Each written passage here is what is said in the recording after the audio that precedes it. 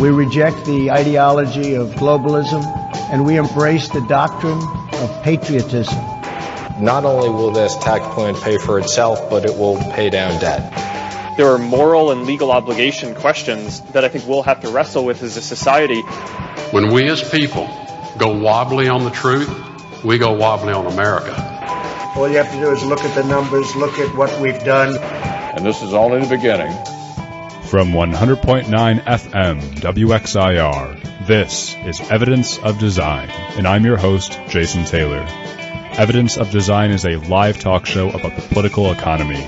We critique income and wealth inequality and support democratic values.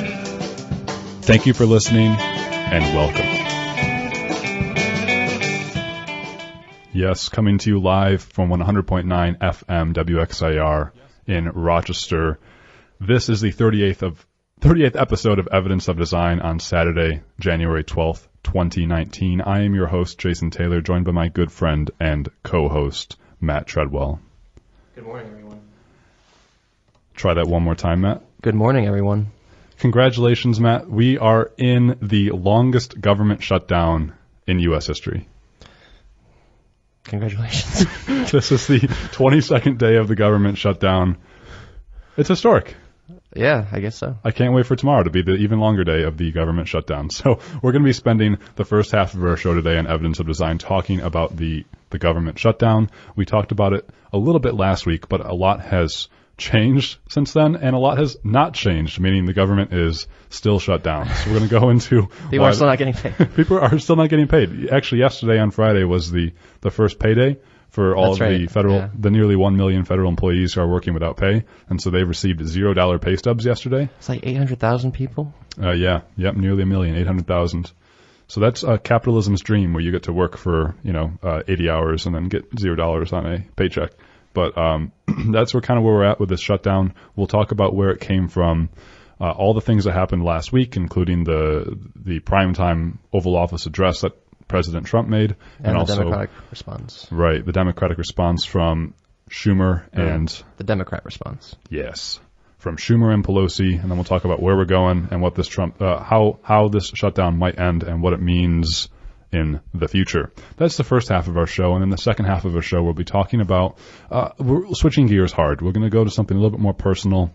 And we're going to talk about burnout and personal ambition and kind of...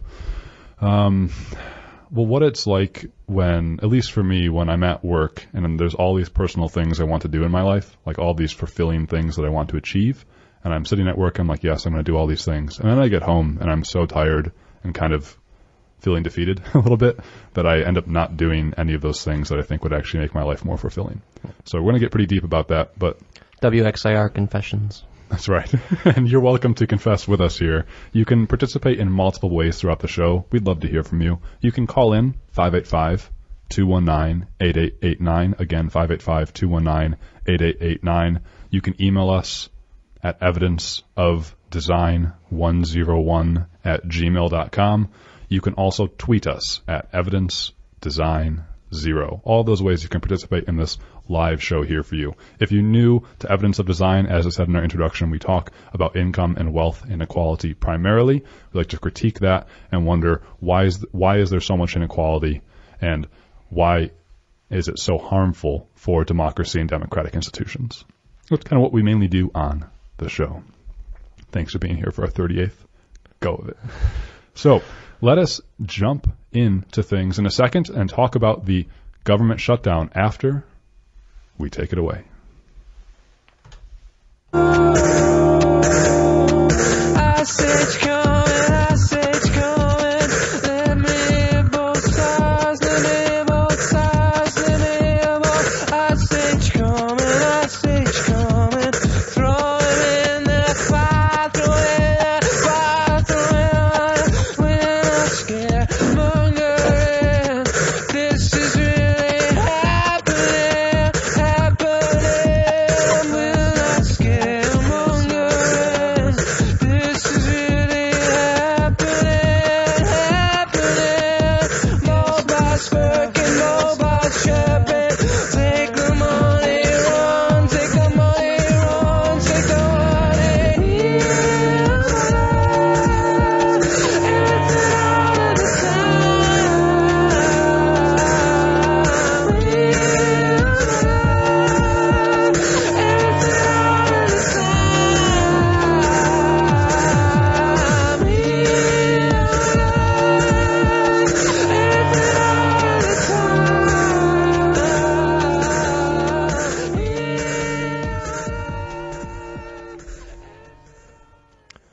Radiohead with the song Idiotech. And back to talking about the government shutdown. We have been in a government shutdown for 22 days. That is the longest government shutdown in U.S. history. Nearly 1 million federal employees are working without pay right now. A lot of the federal government departments are closed, like the Department of Homeland Security. Federal parks and recreation and things like that, national parks, are going unattended at least, or at least not being taken care of. And most importantly, though, again, people are working without pay, and this will trickle down eventually to affect, of course, food stamps and other social safety net. I believe it already is, isn't it? It already is. People can't get their federal housing loans. Yes. Yep. Absolutely. And so this government shutdown started on really at midnight on Friday, December 21st. On Wednesday of that week, Wednesday, December 19th, the Senate unanimously, all senators, Democrat and Republican, passed a funding bill to fund the government without any funding for a border wall. No mention of it. No mention of it. Why? Because Donald Trump, the president, had said that he would sign funding for the government that did not include a border wall. It has come up in a long time that Trump would threaten Congress, saying that he wouldn't sign any funding legislation if it didn't include money for a border wall, which has been a long-time campaign promise of his. He told Mitch McConnell, he told Chuck Schumer, don't worry, I am not going to hold hostage the border wall for government funding. So guess what? The Senate passes a funding resolution that funds the government. No border wall spending, as Donald Trump said. However, the next day and ongoing during that time in late December, the right-wing media, including Ann Coulter, Rush Limbaugh, they were really attacking Trump, calling him craven, calling him weak, calling him, really a coward for not sticking up for building a wall and being super hardline on immigration. The people who Trump listens to. Yes, his base. And also the House Freedom Caucus, Mark Meadows, Jim Jordan of Ohio, those folks in the House are really pushing back against Trump. And so the House, the day after the Senate passes a bill to fund the government unanimously, 100% of senators supported that bill, the House passes a funding bill for the government that included wall funding. And thus, we got the impasse of the shutdown. Because originally the plan was to fund the government without wall funding, but then the right-wing media attacked Trump. Trump backed off, and he said, look, I will not sign any funding legislation unless it has $5.7 billion to build a wall along the 2,000-mile U.S.-Mexico border to keep so-called rapists, criminals, drug dealers, etc. from getting into this, and terrorists from getting into the country. And here we are, the 22nd day into the U.S. government shutdown, with zero signs of it ending. In fact, it looks even farther from ending than when it started. And so, again, Trump flipped. He's a flip-flopper, as you called him last show, Matt. He wears left flip-flops. He flipped on the wall funding.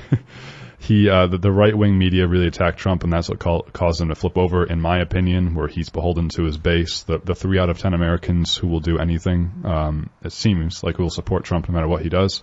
And this week, a lot of things have changed, or a lot of things happened, though, but not much has changed. So on Tuesday, Trump held his first Oval Office primetime televised address. That was on Tuesday at 9 p.m. It feels so long ago. Yes, it does. Time in these political days flies. So we held his first Oval Office address. We'll talk about that in a second. On Wednesday, Trump held a meeting with Chuck Schumer, our Democratic senator, and also the Senate Minority Leader, and also Nancy Pelosi, the Democrat from California, who is the Speaker of the House now, newly elected for that position because of the elections in 2018. So he held a meeting with the Democratic leaders, and he walked out on that meeting after he asked Nancy Pelosi, will you fund a wall? She said no, and he's like, goodbye. I heard it lasted about 14 minutes. Yes. So that's the master negotiator. He walks out of the meeting on Wednesday. Thursday, That's the art of the deal. You walk out. Thursday, Donald Trump makes a visit to the U.S.-Mexico border as a PR stunt in Texas, where the vast majority of illegal immigrants who cross into the country come from, in the Rio Grande Valley area in Texas. He makes a PR visit there, and a lot of photographs are taken. And then on Friday, so yesterday, Trump said he will or will not declare a national emergency to build a border wall. So what this means, folks, and we'll talk about this, is that no border wall is being built unless Congress funds it. However, Trump could use his executive power and privilege to declare a national emergency, kind of like what happened with 9/11, and say that this requires executive authority to do. He can bypass Congress, and he can essentially divert funds from the Department of Defense and use that $5.7 billion to build a wall. This would have widespread implications, though, because, of course, well, at least in my opinion, you might disagree, there is no national emergency that would constitute the President of the United States declaring so that he could build a wall on the border. And you could think about in the future, if Democratic presidents ever become president again, well, could they declare a national emergency on climate change? Perhaps. Could they declare a national emergency on health care? I know that some Republicans have come out and said that this sets a dangerous precedent if Trump does this. Declares a state of emergency. I agree, because what this represents is it represents so many things, but a failure of our democratic system to rein in people like Trump. There is no national emergency, in my opinion. And what this does is it breaks down the legislative process, right? The idea is that you get things done with deal making on both parties, and then the Congress creates legislation and laws, and the president signs it and enforces it. So this would just be a way for the president, for Trump, to claim more executive power, and it could just be a stepping stone for him to keep claiming more and more power. So that was yesterday. Trump said he's thinking about declaring a national emergency. He said he doesn't want to, though. But of course, Lindsey Graham has come out, one of his biggest backers in the Senate, and he's like, Mr. Trump, you should declare the national emergency and build the wall right now. So my guess is that Trump will declare the national emergency. As things stand now, that's what will probably happen. He said he won't, but that means he will. According to whatever Donald Trump does, he just... Well, yeah, it's difficult to predict. Yeah, just because he says he won't do something doesn't mean that he won't. So, but we'll see what happens to that.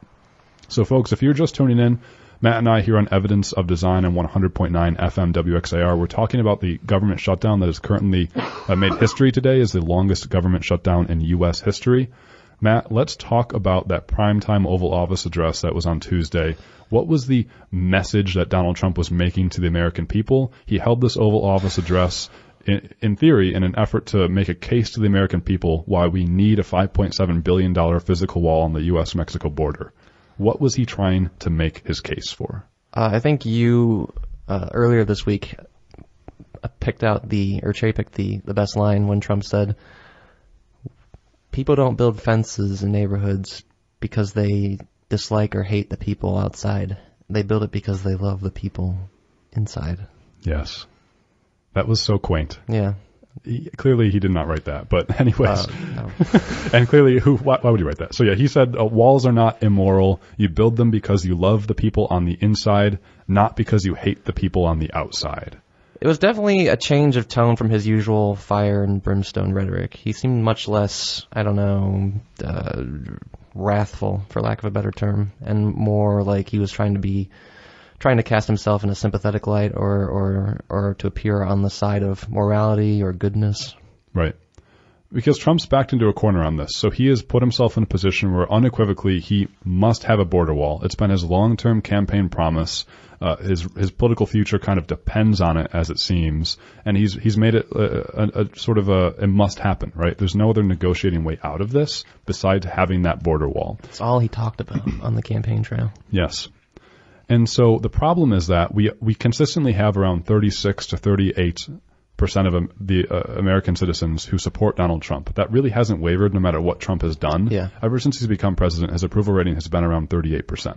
And that just means that those people, it seems, will support Trump no matter what he does. The problem is that you can't really govern a country off of 38% approval rating. Even though it's been happening, it's not really sustainable. And so I agree with you, Matt, that it sounded like he was trying to make a case to win over some people. For example, he said he was trying to... Yeah, so he said that women and children are the losers of the current immigration system because they're used as pawns. He said that Hispanics and African Americans are hurt the worst from illegal immigration. He didn't really back any of that up, I thought, but he was making this case to, of course, people who aren't in his constituency, typically Hispanics, African Americans, women, and children, trying to say, like, look, we need this wall because you're the one being hurt the worst from weak democratic immigration policies. I think this is quite interesting, seeing as how his administration was the one that was separating children from their parents at the U.S.-Mexico border. Yeah. And also, we know that 2 children have died in U.S. custody in those camps from which they've been separated from their parents. So he's saying that women and children are the losers of the current system. I mean, I agree with him in that. But it's the current his system that he's in charge of. Yeah, I mean, it's his policies, right? The separation of women and children, and also the fact that literally 2 children have died in the custody of the... just last month, I believe, right? Yeah, it was recent, November, December. It's quite sad. And so he's trying to make the case that there is a crisis. He called it a crisis on the southern border, that drugs, crime, violence, bad people, and trafficking are flowing into the country. We've heard this before. And what I'm confused about is that this was his closing message in the 2018 midterm election. Remember the caravan that was all in the news for so long, this migrant caravan, people coming to our border to invade our country. That was his closing message in 2018, and he lost the midterm elections, right? Democrats won the midterms. And it just seems to me like a weird way to keep harping on this immigration thing when at least he was rebuked in that election. Yeah. I mean, what else does he have, though? Yeah. I seem to recall him also bringing up the unfortunate death of an officer in California, I think, who was killed by an illegal alien. Yes. He ended his Oval Office address by citing, I think, 3 different instances where illegal immigrants murdered U.S. citizens. And we know objectively that illegal immigrants commit crimes as a lower percentage than American citizens. And in fact, more likely to be the victims of crime. Exactly. Because people understand that illegal immigrants are not likely to approach authorities because of their immigration status. Right. So they're going to keep their head low. And in fact, they might be persecuted against with crimes because they're taken advantage of because of their status. So although he keeps saying that illegal immigrants are bad and destroying our country and they're bad or they're harmful and hurtful, that's not true, at least if you look at the numbers for what that's worth. And of course, we introduced our show with Trump saying, look at the numbers, look at what we've done. Well, let's look at the numbers. So the Democratic rebuttal was Chuck Schumer and Nancy Pelosi, and their main message was summed up as the president has chosen fear, not facts. What do you think of that message, Matt? Well, I was a little, I think, disappointed that they had a prepared statement that they gave so quickly after Trump delivered his address. I think I would have appreciated them giving themselves some time to actually reflect on the nature of Trump's speech and by doing so deliver a more, I guess, relevant or I guess relevant is the right word. Relevant, like, rebuttal of it. Because it just felt a bit... the delivery felt a bit off because, as I said, you understood that it was prepared and it was a response to a speech that we had just heard. So it felt a bit artificial in that sense. But I'm no political strategist, so... Yeah, it was unusual for I don't know if this was the first time ever, but it was definitely unusual to have the opposing political party have a response to an Oval Office address. Usually you see that with the State of the Union address, which was coming up at the end of this month. So this was very unusual. But again, we're in unusual times right now. We're in the longest government shutdown ever. So, I'm not sure, Matt, about what it takes to sort of write that speech beforehand. And of course, politics is often show. But, I at least found their message effective to say, fear not facts. So that's short, simple, and accurate. In my opinion, the president oftentimes chooses to harp on people's emotions, such as fear, using lies as opposed to facts. That's my opinion of Donald Trump.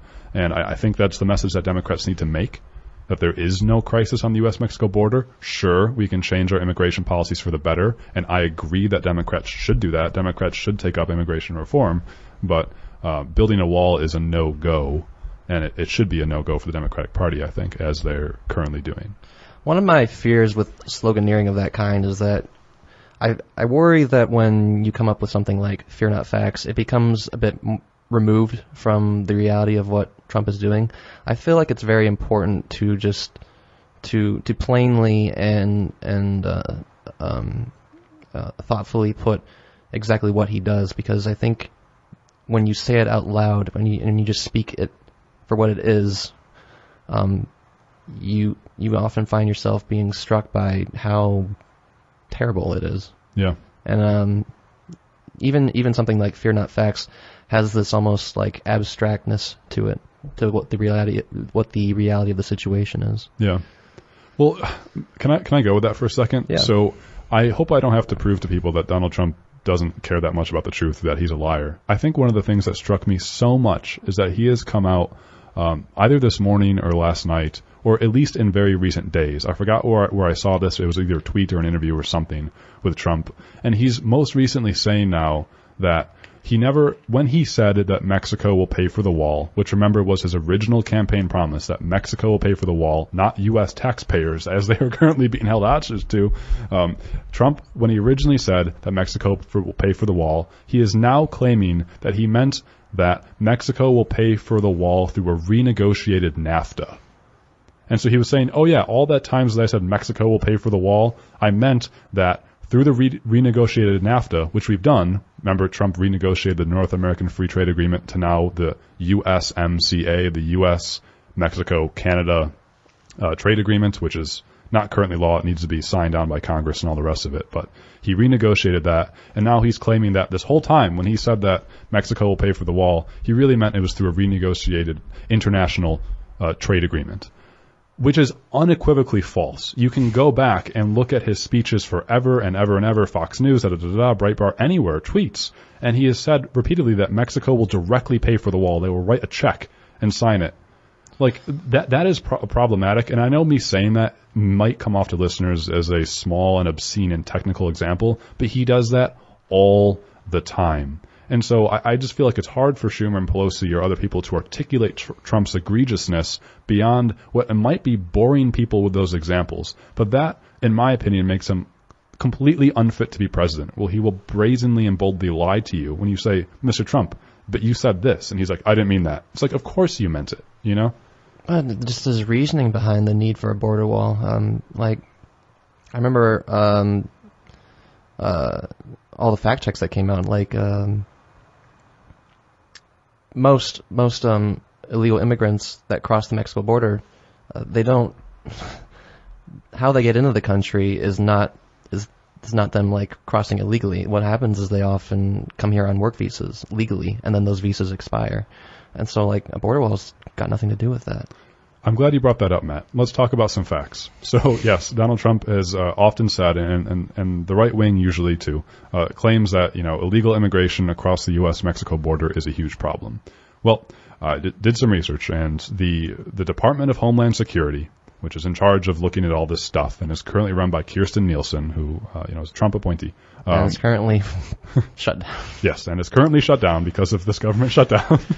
The Department of Homeland Security released a report on August 7th of 2018. You can look it up online, and the report documents the entries and exits inside of the United States for the year of 2017.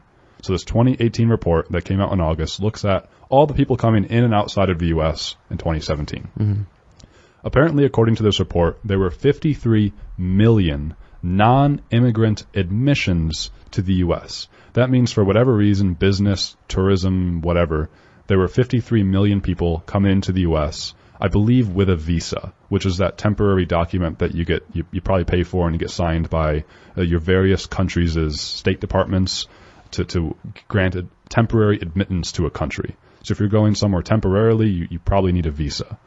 From my knowledge, Canadians coming to the U.S. short-term don't need a visa, but any Mexican coming into the U.S. needs a visa, I think. I'm not going to go there for racism, but that's a little, questionable to me. But anyways. More than a little for me. Yes, exactly. So in 2017, there were 53 million people coming into the U.S. temporarily as non-immigrants. At the end of that year, 600,000 of them overstayed their visa. That's about 1%. So at the end of 2017, 1% of all people coming into the U.S. overstayed their visa. That doesn't mean that they're here as illegal immigrants now. I mean, they could be leaving a day after they overstayed their visa or whatever. But at the end of the year, there were 600,000 who overstayed.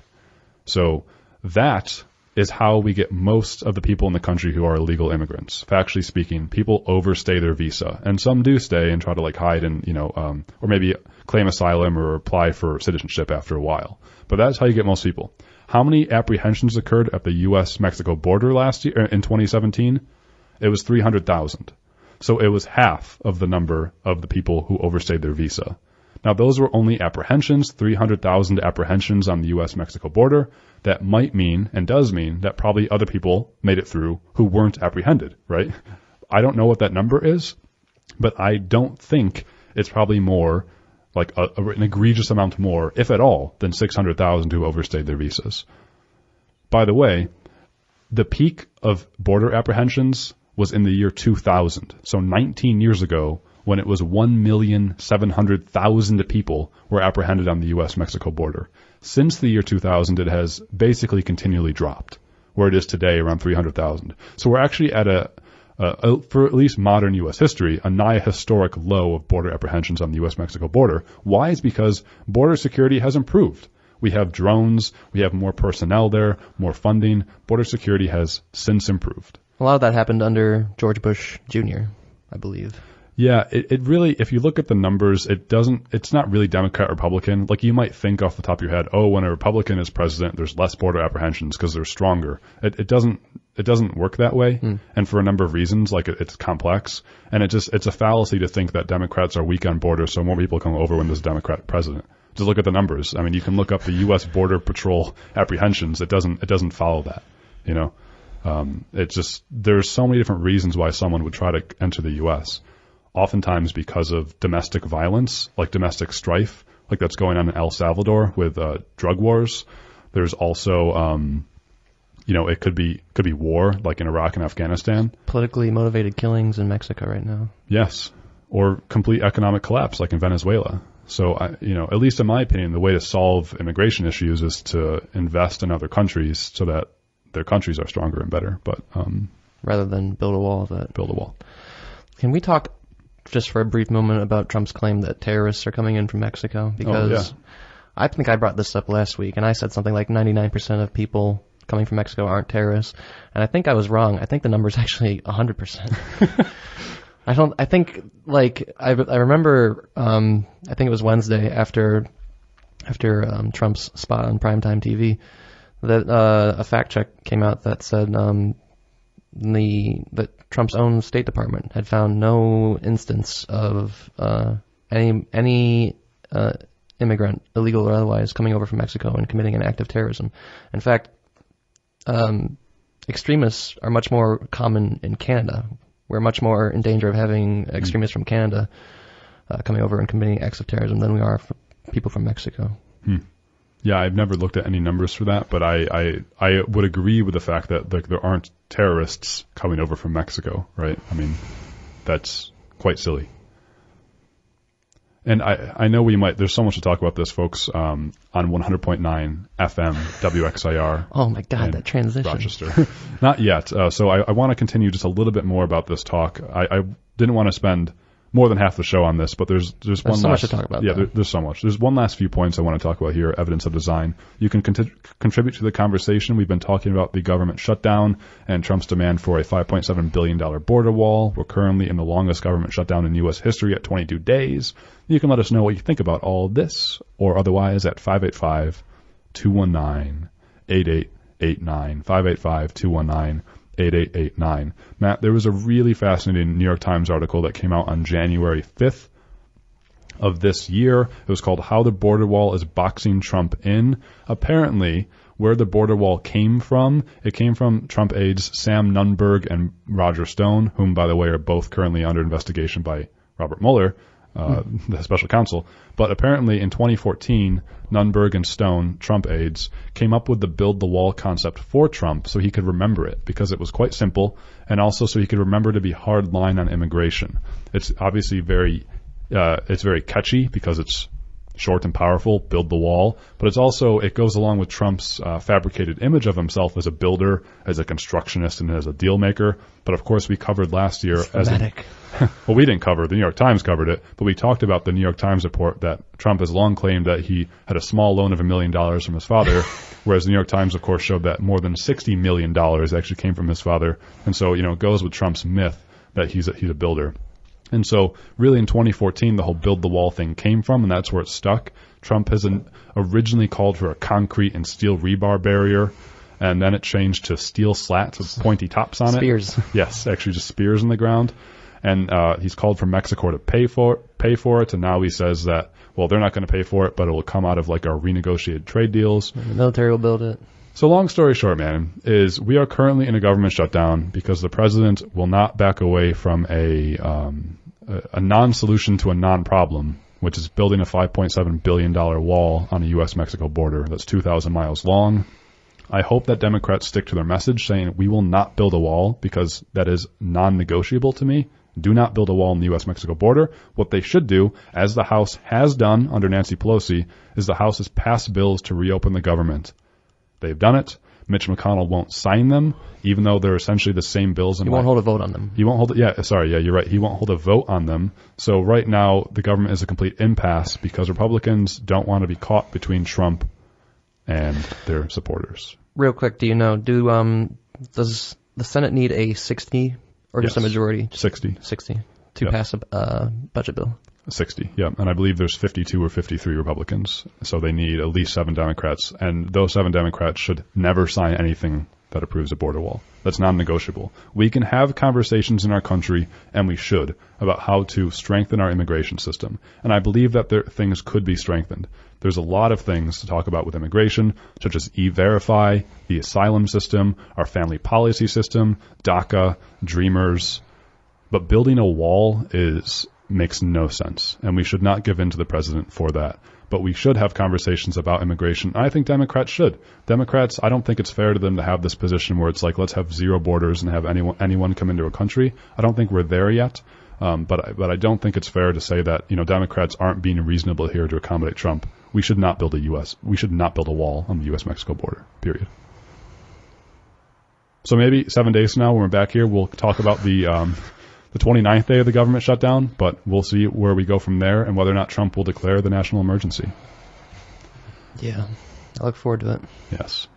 So let's drastically pivot now and switch gears to a much different conversation, not about the government shutdown or Trump, but about something more personal, about burnout and personal ambition.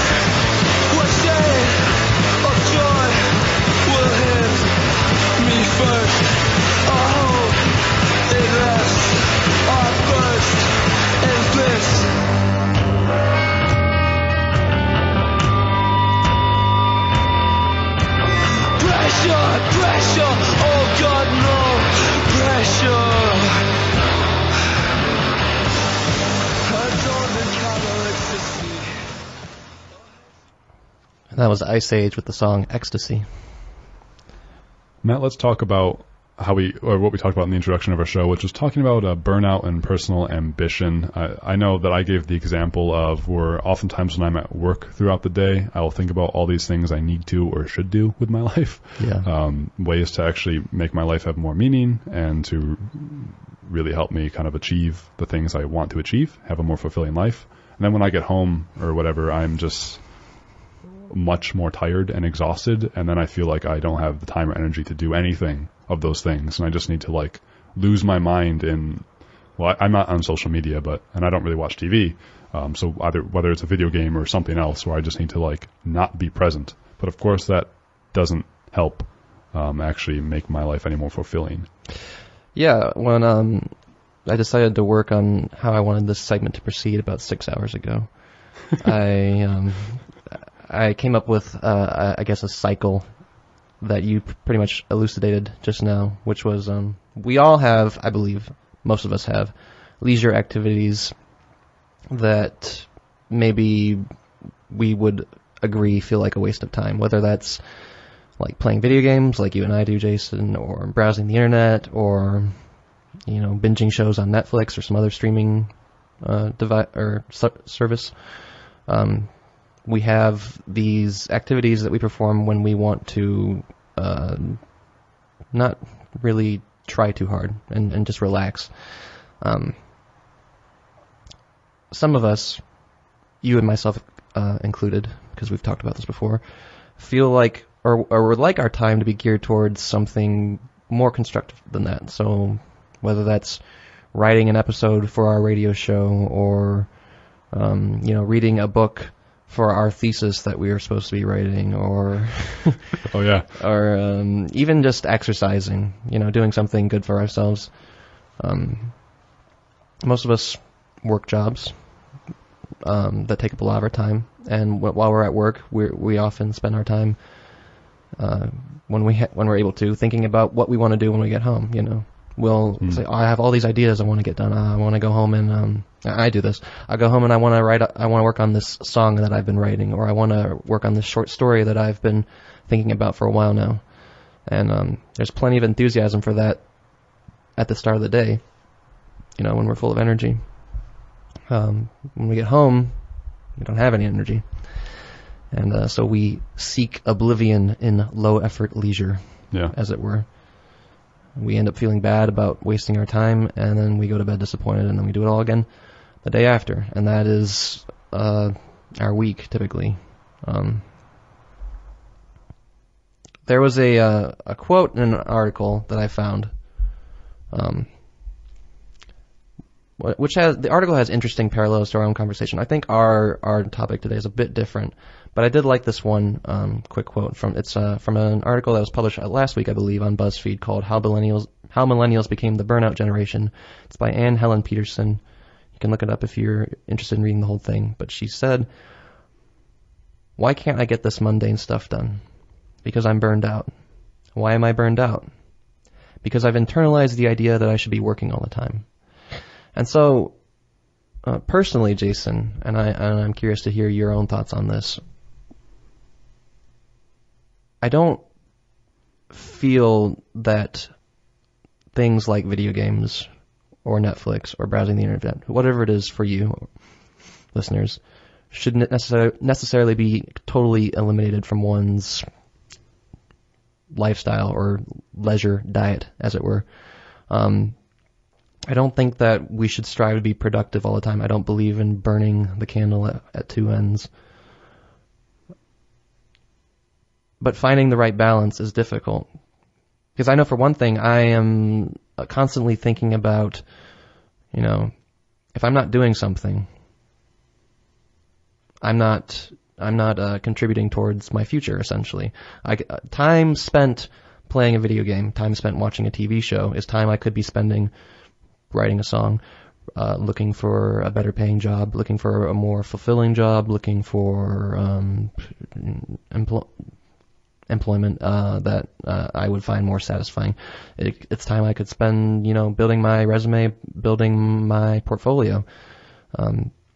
And if I'm not doing that, then I start to feel guilty. And if I feel guilty, if I get to feeling too guilty, then reality becomes too difficult to bear, and I, as I said earlier, seek oblivion and more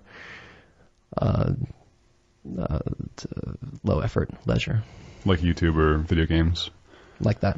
Yeah. So the question that I think I want to start off with, Jason, is, how do we define reasonable expectations for ourselves when we're also constantly grappling with the idea that we could always be doing something more?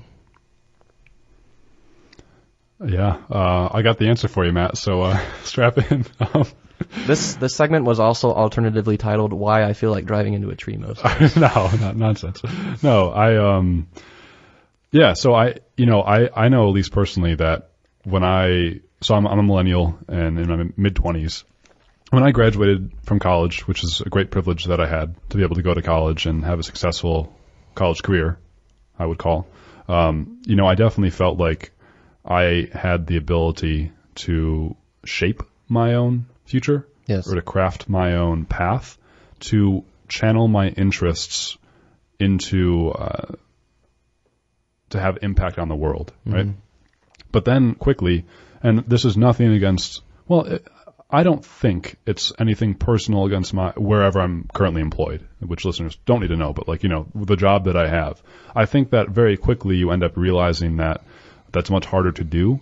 And at least for me, I always wonder, Matt, if I can somehow balance working 40 hours a week and making a reasonable living, because I personally, and I mean this, I don't care all that much about money. Like, sure, I don't want to be destitute, and I don't want to struggle, but I also really don't care all that much about really nice possessions.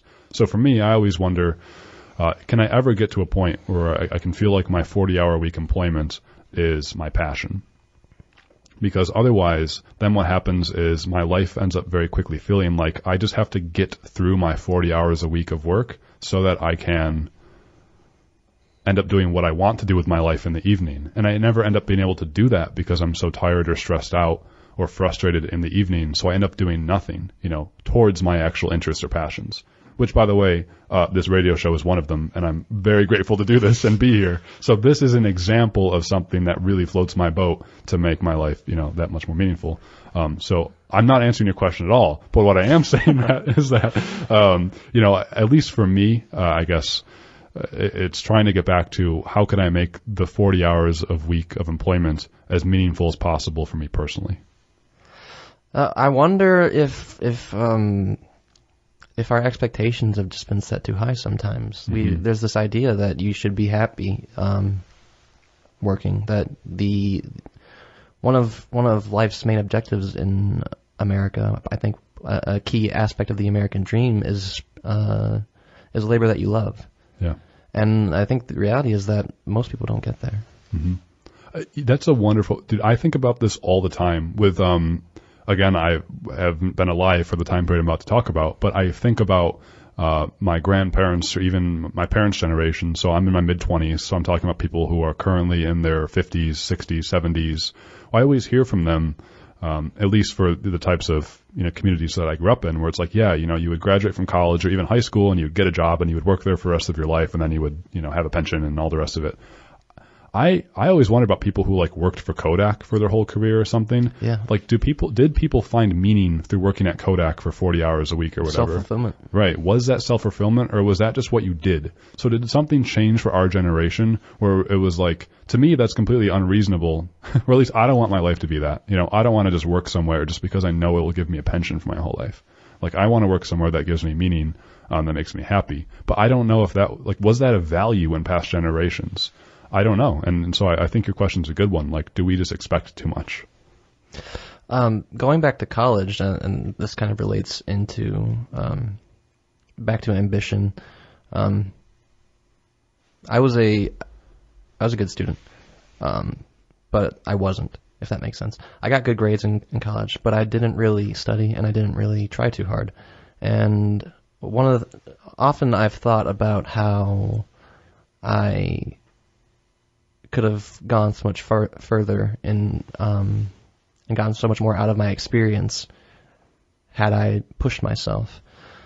And one of the things I've been thinking about lately is that maybe I did try as hard as I did,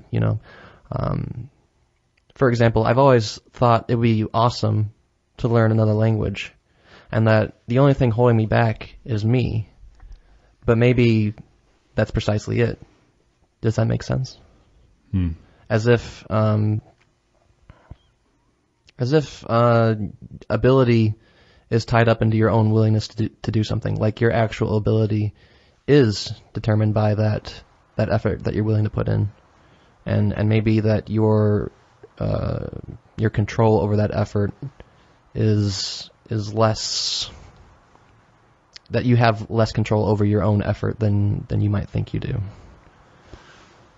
I don't think I agree. Yeah. Because I don't know, at least for me, something that really helped me when I was younger is realizing that education was something great for me. Like, in terms of self-esteem or feeling like I have the effort to drive to do anything, I remember explicit moments where I found my own true potential through education, where I was like, wait a second, all of a sudden school isn't this thing that I need to get good grades at. It's not this hoop I must jump through, but this vehicle through which I can achieve self-fulfillment by becoming more educated. And so that's what really helps me as someone. Like, I love doing 8 hours of research to talk for a half an hour about the government shutdown. You know, I love doing that. Yeah. And maybe that doesn't help everyone, but like through knowing that I can learn, through knowing that I can always learn more things and always be more articulate and always be more fair with my own thoughts, to know, like, if are the things that I'm thinking worth sharing with others because they're reasonable and sound. You know, I always know that I have areas to improve, and that's actually an encouraging thought to me. Again, the problem for me, though, is how do you make that happen for 40 hours of employment? So in terms of effort, you know, as someone who works with a lot of youth and has the sincere pleasure of working with youth, I try as much as possible to really make youth understand that you always can be better at something if you just really keep working at it and find yourself through it. I don't ever want anyone to think that, like, biologically and genetically you're just not going to ever succeed at something. That might be true, but like I don't believe in, like, I'm just not good at math, right? Right. And so maybe the effort that you're talking about, Matt, I mean, you know, I'm not sure what that is, because I guess I don't experience that myself, but I think there's always something there that you can keep driving at, and perhaps you might be doing more than you might think, you know. I think I might just be a bit more fatalist than you are. No, you're always one who brings you back from the brink on this show. Oh, yeah. Well, the second language thing is... I'm optimistic about other people, not myself. Yeah, well, there, you know, maybe that realization is the start, but I'm not sure. So listeners, we are getting deep here on 100.9 FM WXIR, and we're talking, really thinking through out loud, I think, through expectations that we set for ourselves, through perhaps burnout, and through perhaps the things that we can reasonably achieve to make our life meaningful. And of course, that can be very broad depending on your own values and beliefs and the things that make your life meaningful. And you can participate in this discussion. You can give us a call at 585-219-8889. Are your current life circumstances fulfilling? Do you feel like the time that you spend is beneficial and helpful? Is work doing that for you? Are other things in your life doing that for you? I guess I'm just asking, you know, where do you find meaning through what you do in your time, and how do you balance those things out? I know that. Well, Matt, did you want to ask a question?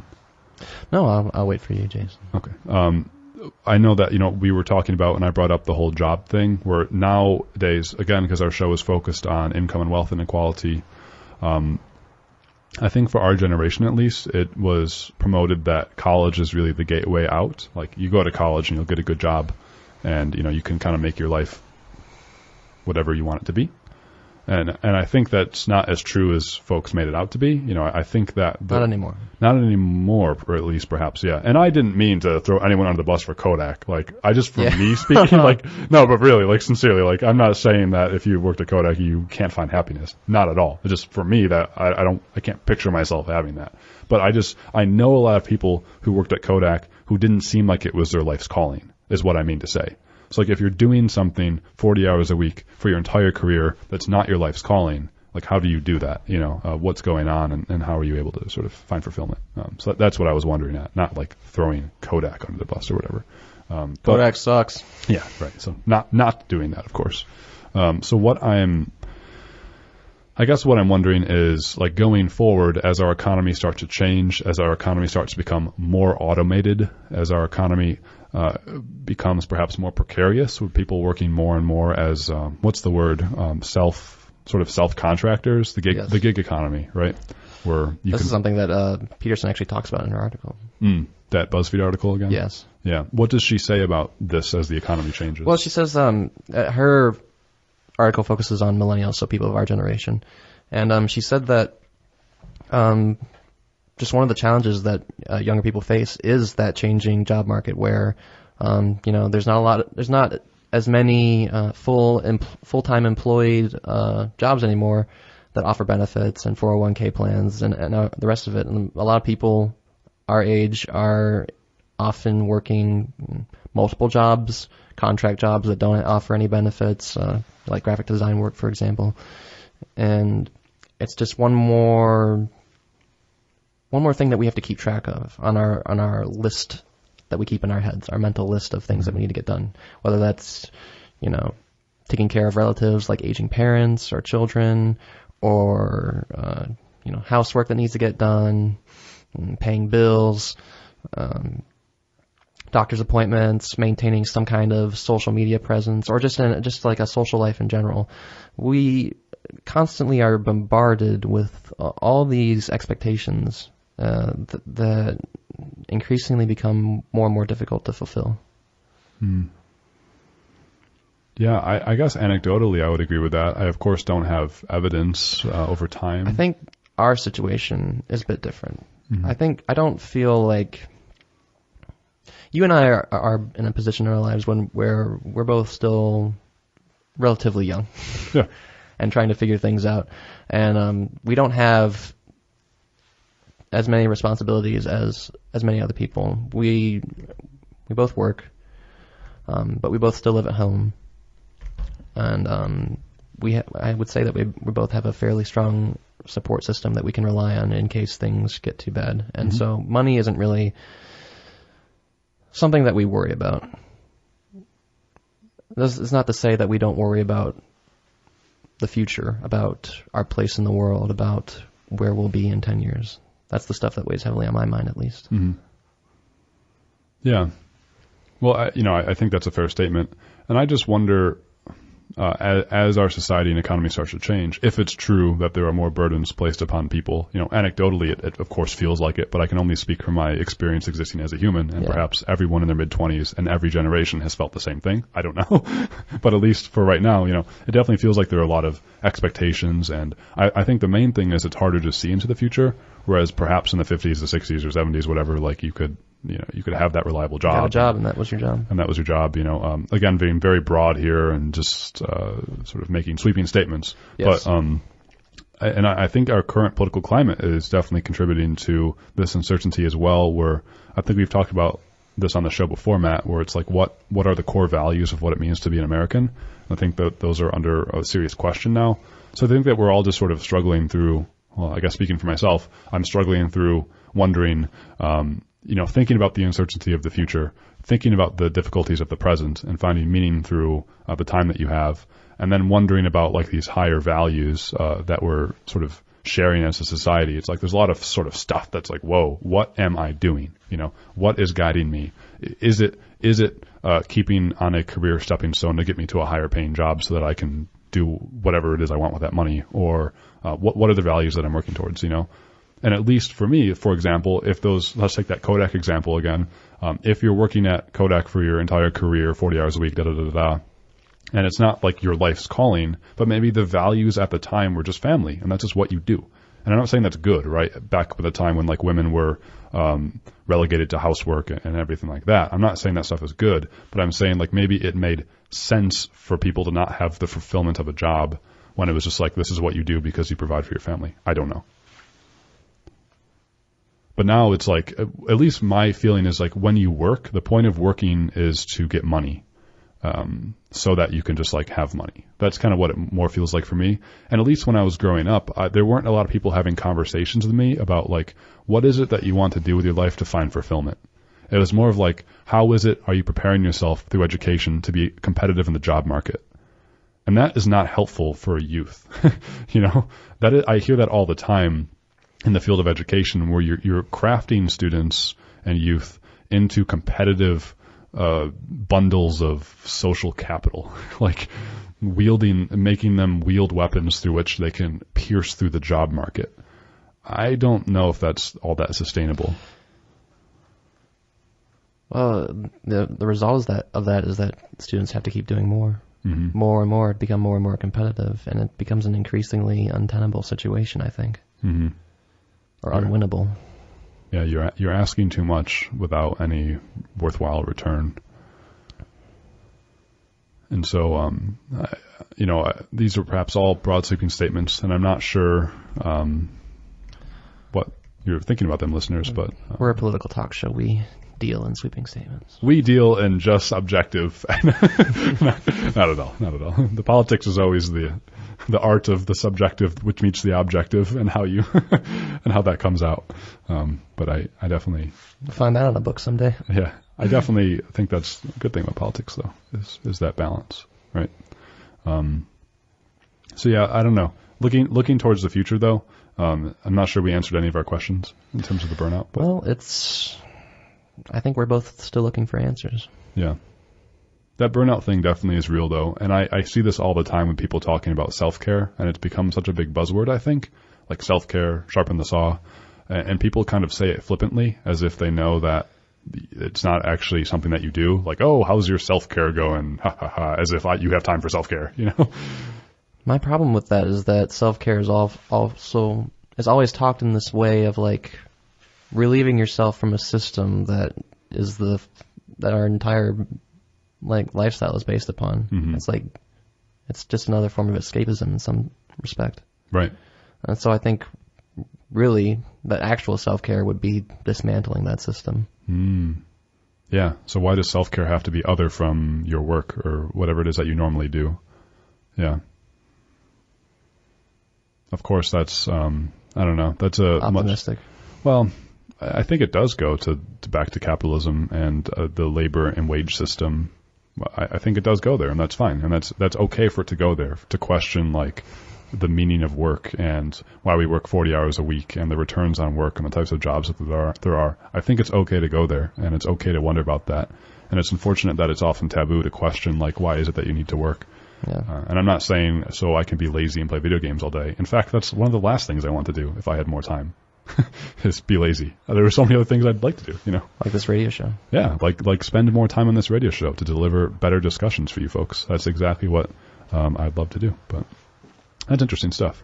Anyways, so listeners, I hope you were able to abide with Matt and I philosophizing about sort of our working and personal lives. But we're not bringing this conversation to be therapy for us. We bring it because we think, or we suspect, or wonder at least, if you share similar feelings.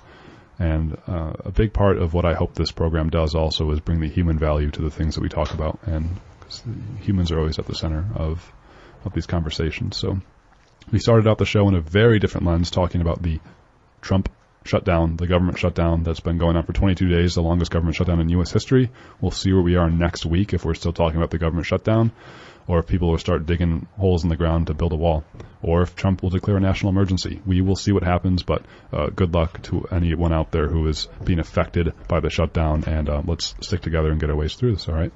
So thanks for being here on Evidence of Design on 100.9 FM WXIR. I was your host, Jason Taylor. I was Matt. Joined by my good friend and co-host. I love deer almost as much as I love hitting my car. I'm so sorry.